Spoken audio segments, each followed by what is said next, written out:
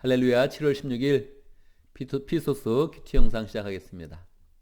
오늘 말씀은 이사야 5장 18절에서 30절까지 내용입니다. 이사야는 전반적으로 하나님의 심판과 구원의 그런 메시지가 동시에 담겨져 있습니다. 그런데 39장까지는 대체적으로 심판의 그런 그 메시지의 비중이 훨씬 더 높습니다. 무엇을 심판할까요? 인간의 죄악을 심판하는 것입니다. 이스라엘의 죄악을 심판하는 것입니다. 그러면 어떤 죄일까요? 그들은 어떤 죄를 지었을까요? 보통 죄라고 생각을 하면 우리는 죄가 무엇인지를 알죠. 죄인들은 보통 감옥에 갇히니까 우린 죄 하면은 보통 어떤 그런 크리미널, 죄악에 대해서, 범죄에 대해서 생각을 하죠. 그런데 성경은 대체적으로 영적인 죄를 이야기합니다. 영적인 죄를 가장 중요하게 생각하죠. 영적인 죄라는 것은 하나님과 우리의 관계 속에서 일어나는 그런 죄입니다. 물론 단순하게 영적인 죄만 이야기할 수 없지만 자연스럽게 영적인 죄는 마음의 죄와 행동의 죄까지 이어지고 있지만 가장 심각한 것은 영적인 그런 죄를 이야기하는 것입니다. 우리가 반복적으로 심판의 메시지, 이스라엘 죄악에 대한 그런 이야기를 들을 때 답답하기도 하고 반복적으로 큐티하기는 쉽지 않은 그런 그 내용이죠. 그런데 우리가 이 내용을 보면서 하나 꼭 기억을 해야 될 부분이 있습니다. 이스라엘이 죄를 지었는데 그 죄가 어느 정도일까? 오늘날과 비교해 본다면, 오늘날 미국 사람들과 비교해 본다면 이스라엘 죄는 얼마나 심각할까? 만약 이스라엘과 한국과 비교한다면 어느 나라의 죄가 더 심할까? 이렇게 한번 생각해 볼 수 있죠. 도시로 한번 해볼까요? 서울과 예루살렘, 어디가 더 죄가 심하겠습니까? 아니면 예루살렘과 샌프란시스코, 아니면 오클랜드, 어디가 더 죄가 더 심할 것 같습니까? 공동체로 한번 해볼까요? 예루살렘에 있는 유대 공동체의 그런 죄와 우리 피소스 공동체의 그런 죄 중에 어느 죄가 더 심하겠습니까? 그러니까 이스라엘만 보면 이 사람들이 죄를 졌나 보다 이렇게 생각을 하는 거죠. 그런데 어디가 더 심하냐고요? 예루살렘이 더 심할까요? 아니면 샌프란시스코가 더 심할까요? 오클랜드가 더 심할까요? 아니면 버클리가 더 심할까요? 아니면 서울이 더 심할까요? 어디가 가장 하나님과의 관계 속에서 어디가 가장 심각한 그런 죄를 짓고 있을까요? 사람의 죄성은 정말 심각한 것입니다. 반복적으로 인간은 전적으로 타락되었다 이렇게 생각하면서 우리는 죄악되었다, 우리 공동체는 죄악스럽다 이 생각을 항상 해야 되죠. 저는 피소스를 향해서 항상 두 가지 마음을 동시에 갖고 있습니다. 내가 목숨을 바쳐 사랑해야지, 사랑한다, 우리 공동체 감사하다, 그런 마음도 있지만 또 한편에서 이제 이분들이 내 말을 안 듣겠구나, 그 생각을 항상 갖고 있습니다. 말을 안 듣는구나, 이 순종이라는 것은 너무 어렵구나, 아무리 하나님 말씀을 선포해도 이 사람들의 마음은 변하지 않는구나, 그런 그 마음이 이 마음 가운데 항상 자리 잡고 있습니다. 어떤 설교를 해도, 어떤 잔소리를 해도 변하지는 않겠구나, 이 마음이 항상 내 마음 가운데 있습니다. 그러니까 이사야의 이런 그 말씀도 이 선포되는 것이 이렇게 구체적인데도 불구하고 이 사람들이 돌이키지 않았다는 것은 우리에게 이게 사람의 그런 마음이 어떤 마음일까? 사람의 생각은 어떤 생각일까? 사람의 죄성은 어떤 것일까를 깊게 한번 생각해 보게 하는 것입니다. 너무 죄성이 깊어서, 너무 순종하지 않아서, 너무 말을 듣지 않아서 하나님이 반복적으로 얘기하시면서 자꾸 구체적으로 얘기하는 거예요. 그 수준이 정말 유치한 수준인 거죠.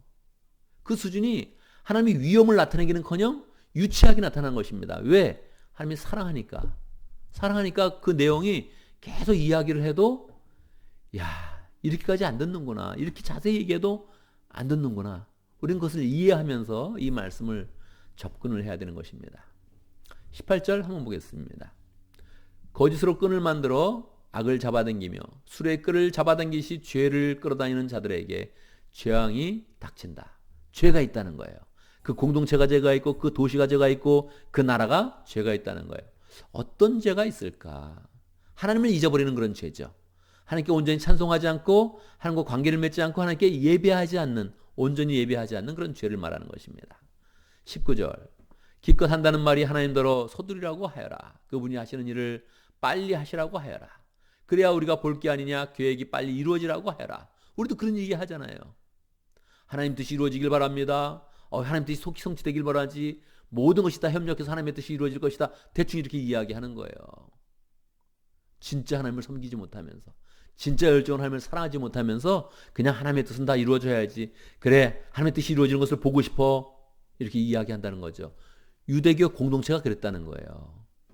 예루살렘 성전에 나왔던 사람이 그랬다는 거예요. 그런데 그 마음 가운데 진짜 하나님에 대한 경외하는 마음과 두려워하는 마음과 하나님의 말씀을 순종하는 그런 마음을 가지고 있었을까? 그렇지 못했다는 거예요.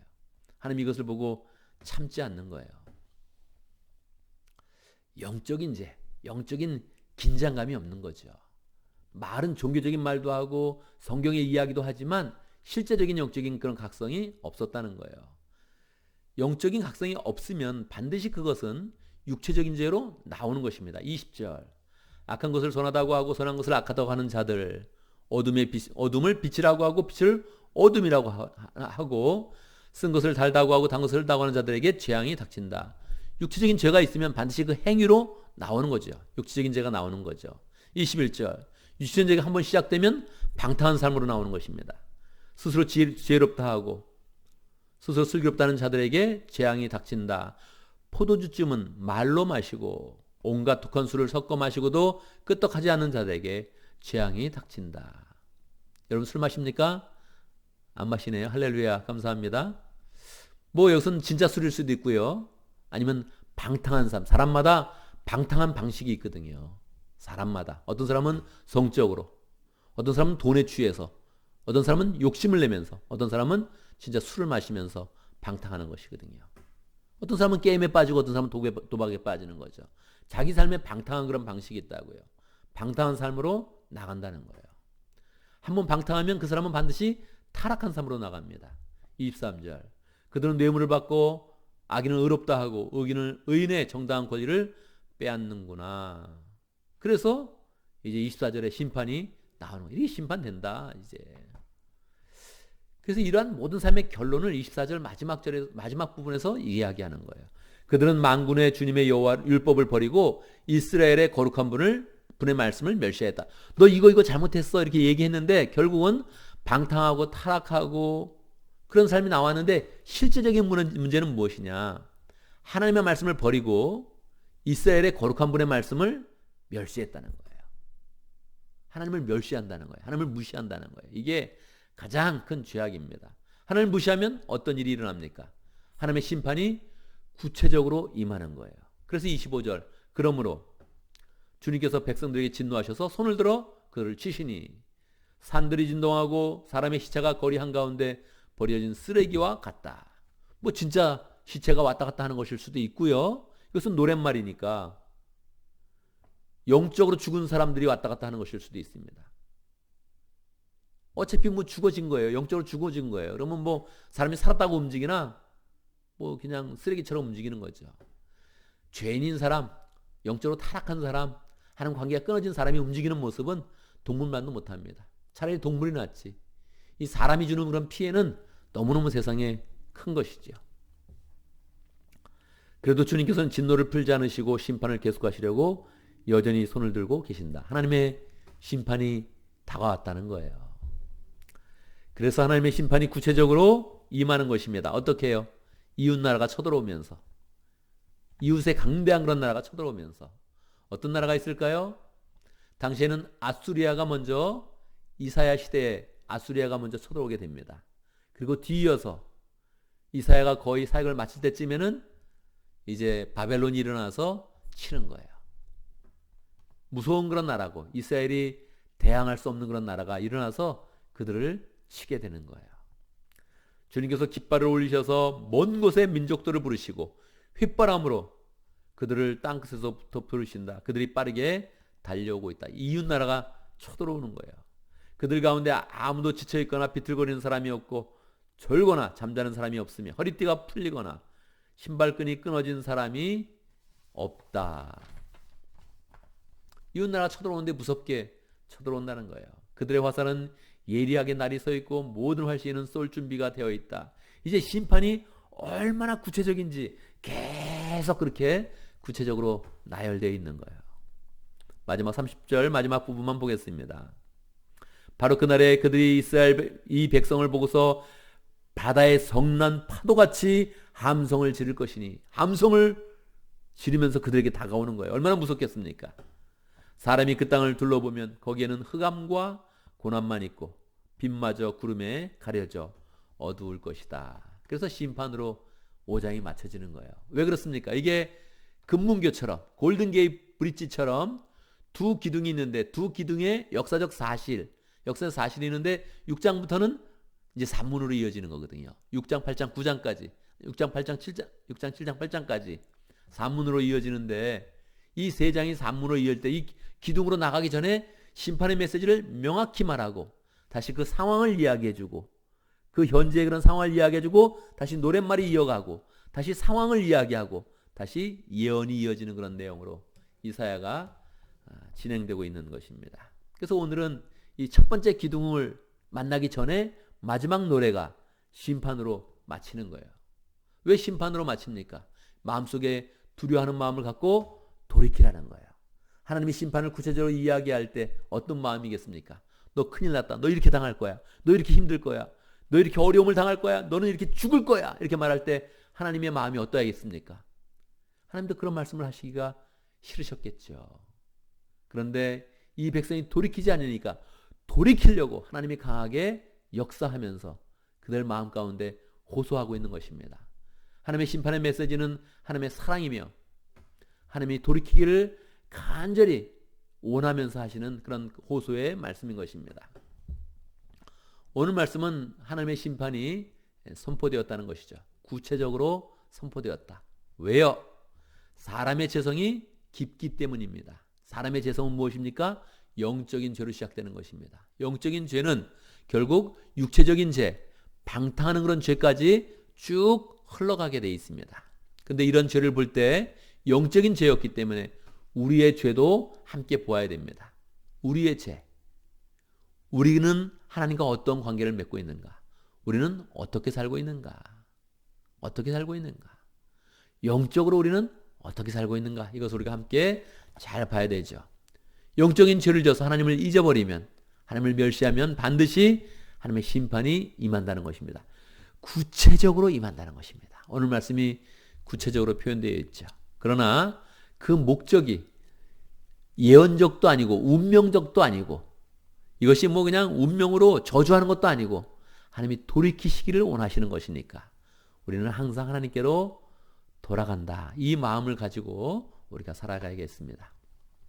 오늘 말씀을 보면서 우리는 또 함께 기도합니다. 우리의 마음 가운데 하나님을 경외하고 하나님을 그냥 두려워만 하는 것이 아니라 하나님을 진심으로 사랑해서 하나님의 은혜를 잘 누리는 그런 복된 삶을 살아갈 수 있도록, 오늘은 세계 경제를 위해서 함께 기도하겠습니다.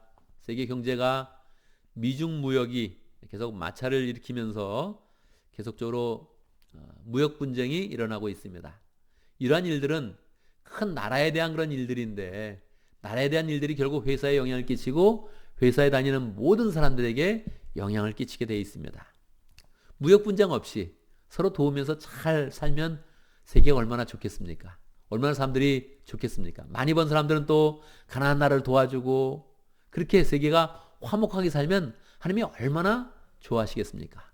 그러나 정치인들의 입장은 좀 다른 거죠. 정말 이 나라를 정치하고 그런 사람들은 패권을 잡고 싶어하고 자기 나라를 더 유익하게 만들려는 그런 그 마음으로 분쟁을 일으키는 것입니다.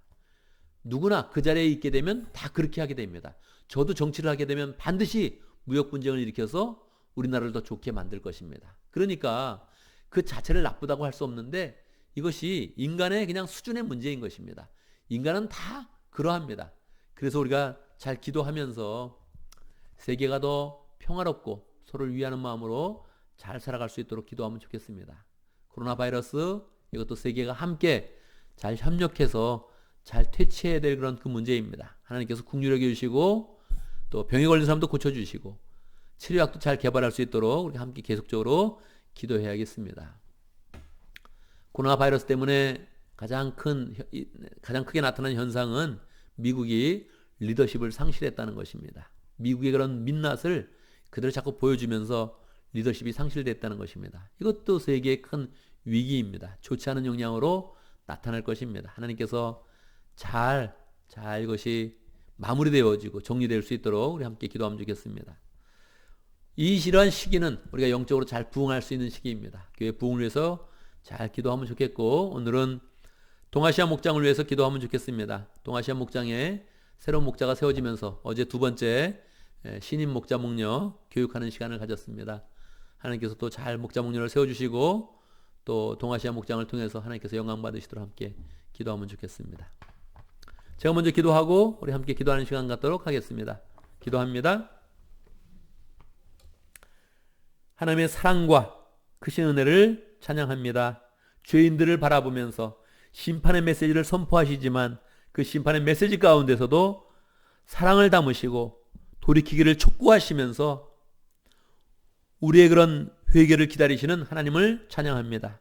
하나님 아버지, 이스라엘 백성처럼 우리도 늘 영적인 죄를 짓는 그런 사람들인데 우리를 불쌍히 여겨주시고 늘 하나님과 관계를 풍성히 맺으시면서 하나님과 사랑의 관계를 잘 맺으시면서 하늘로부터 오는 은혜와 축복을 늘 누릴 수 있도록 인도하여 주시옵소서. 오늘도 하나님을 바라보면서 은혜 가운데 살 수 있도록 인도하시고 예수님의 마음과 예수님의 능력을 가지고 이 땅에서 승리하는 복된 삶이 될 수 있도록 인도하여 주시옵소서. 세계가 늘 어려움 가운데 있습니다. 하나님 아버지 불쌍히 여겨 주시옵소서. 무역 분쟁도 계속적으로 심화되고 있고 코로나 바이러스도 함께 협력해야 되는데 협력이 잘 이루어지지 않고 있습니다. 불쌍히 여겨 주시고 하나님, 세계가 더 평강한 가운데, 서로 화목한 가운데, 서로를 세워주는 그런 가운데, 섬김의 리더십을 갖는 그런 가운데 이 세계가 잘 세워져 갈 수 있도록 인도하여 주시옵소서. 미국도 중국과 많은 그런 분쟁을 일으키고 있는데 하나님 아버지 불쌍히 여겨주시고 미국과 중국 모든 그런 나라가 다 유익한 좋은 그런 방법으로 온 나라가 세워질 수 있도록 역사하여 주시옵소서. 경제가 어려워질 때마다 회사도 어렵고 또 회사에 다니는 그런 사람도 어려운데 하나님, 이러한 시기에 우리가 살고 있습니다. 이 땅 가운데서 더 하나님의 은혜를 받으며 하나님의 보호하심을 입으며 은혜 가운데 직장생활 잘할 수 있도록, 사업을 잘할 수 있도록 우리 모든 그 믿음의 식구들을 지켜 주시옵소서. 하나님 아버지, 이 시기가 더 영적으로 잘 부흥할 수 있는 시기인데 우리는 그 마음 가운데 하나님을 사랑하여서 영적으로 부흥할 수 있도록 인도하시고 하나님의 사랑을 더 많이 입을 수 있도록 역사하시고 하나님의 사명을 받아서 영혼 구원하여 제사 받는 그런 삶을 잘 감당할 수 있도록 역사하여 주옵소서. 동아시아 목장에 목자 목녀님이 바뀌어가고 있습니다. 주님께서 함께해 주시고 지금까지 수고한 그런 목자 목님들 축복하여 주시고 하나님, 미시간에서 우리 경제 목자님과 지영 목녀님 잘 살 수 있도록 인도하여 주시고 새롭게서는 우리 성준 형제님과 또 수인자매님 목자 목녀를 잘 세워줘서 잘 준비된 모습으로 목원들을 섬기는 그런 가운데 하나님의 축복을 더 잘 누릴 수 있도록 인도하여 주옵소서. 우리 교회가 늘 하나님의 사랑을 충만하고 기도하는 그런 가운데 하나님의 은혜를 입을 수 있도록 축복하여 주옵소서. 예수님의 이름으로 기도드리옵나이다. 아멘.